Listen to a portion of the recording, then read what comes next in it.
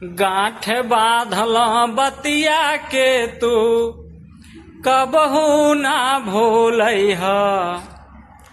गांठ बांधल बतिया के तू कबहू ना भूलैह। दूगो रोटी कम खैह, बाकी लइकन के पढ़ैह। दूगो रोटी कम खैह, बाकी लइकन के पढ़ैह।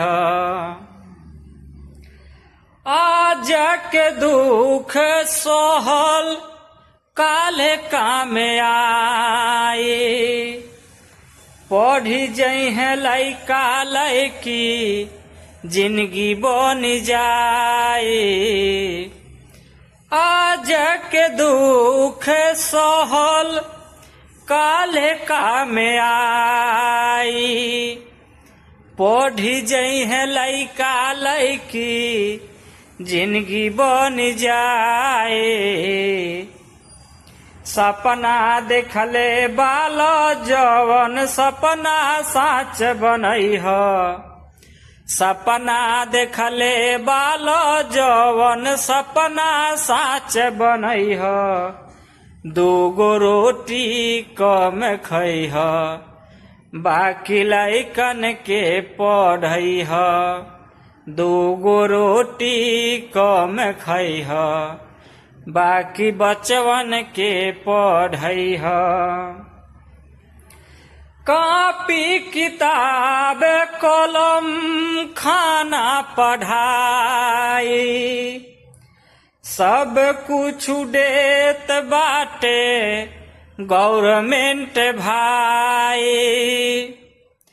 कॉपी किताब कलम खाना पढ़ाई सब कुछ देत बाटे गवर्नमेंट भाई। मौका मिलल बा मौका के तू कबहू ना गवैह। मौका मिलल बा मौका के तू गलती से न गवैह। दूगो रोटी कम खैह, बाकी लइकन के पढ़ैह। दूगो रोटी कम खैह, बाकी बचवन के पढ़ैह। गांठ बांधल बतिया के तू कबहू ना भूलैह। गांठ बांधल बतिया के तू कबहू ना भूलैह।